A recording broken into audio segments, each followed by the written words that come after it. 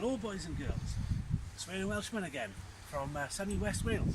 We are reviewing the Van Tiger 600XL A-beam this time. As you can see, it's a 4000 hydrostatic head, so it means it's nice and waterproof, biodegradant with 70D polyester.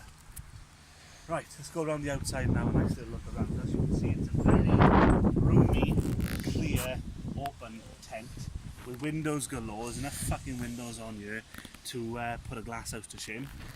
We've got one fiberglass pole, which is due to it being the Exceed range. It's the entry level, but for the entry level, it's quite a nice tent. This one bends in at the bottom with the iron pin system here, pegged down nicely to keep it in place in those high winds. Again, like we had pitching this up at 8 o'clock last night. We've got enough guy ropes again to stick the partnership. One good air-beam ones to keep the tent up. The air-beam ones are about that fucking thick. That's a hell of a lob on that is. They're nice and yellow and they're tight, and they've got these little rings to keep them sturdy and stable in high winds. More windows, a couple of boners down here on the bottom to give the air a chance to get into the tent. One electrical point on this side of the tent, and will be the same on the opposite side, which I will show you. We come around to the back, where we have two back guy ropes to keep the back stable, and the vent here, which underneath will show you a nice mesh to let it in through the back of the tent.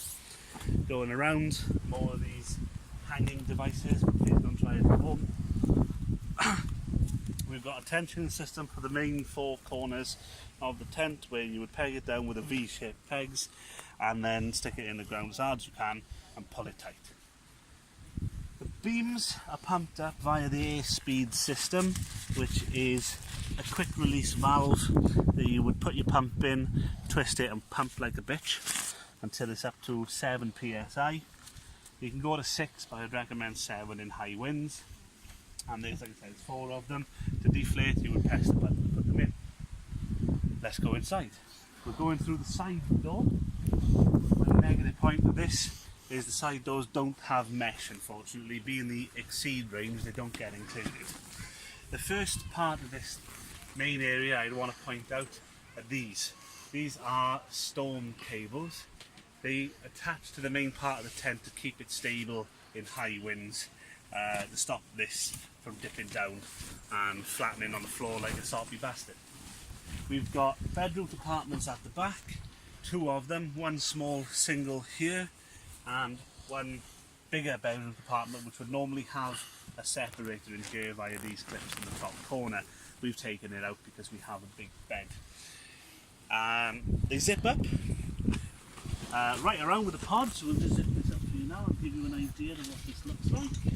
Move all this electrical shit out of the way.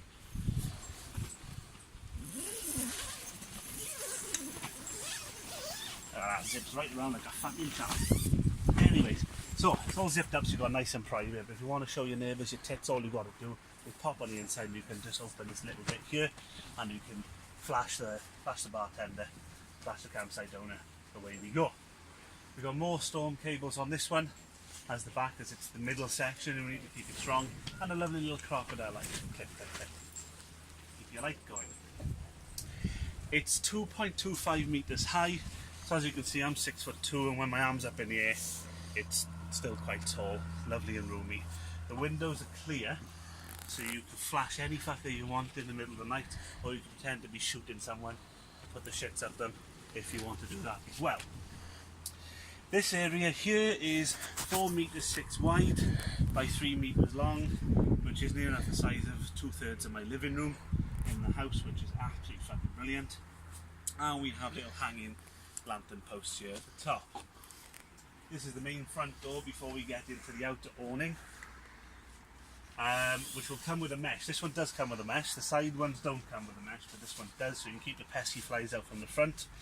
This tent has the Vango Arava and Taiga carpet, which is the one that comes included with the bundle if you were to buy this tent. It's a lovely tent with a nice waterproof back, and it's soft as fuck if you take your flip-flops off and give it a lovely rub to your feet, and lovely and soft. Really nice.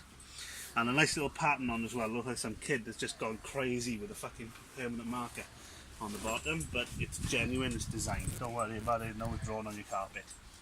Anyway, moving out into the kitchen area. Now this is the outer area and comes with a separate grey ground sheet that I would recommend you put down before you try to pitch the front end of this tent, otherwise you'll never get it right, because these stupid fucking triangular looking shapy bastards are a pain to fucking put up. We've got a vent at the top here, which we can use to get air in when this door is shut. And again, this is 2.25 metres high as well.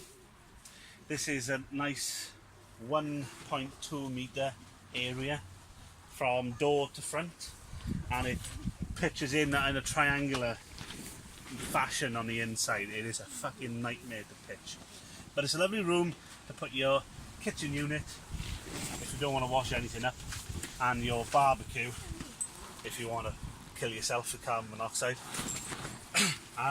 These doors zip down. As you can see, I've got one pinned up with a king pole at the moment. We have quite high winds and they're doing very well, even though they're not for this tent.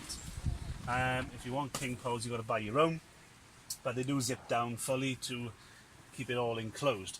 There's no curtains with the outer area, so if you keep any valuables in your tent, put them on the inside, otherwise you leave them in your, and some shifty fucker from Barry's just going to come and nick them, and you'll never see them again. So never keep anything valuable out in this area.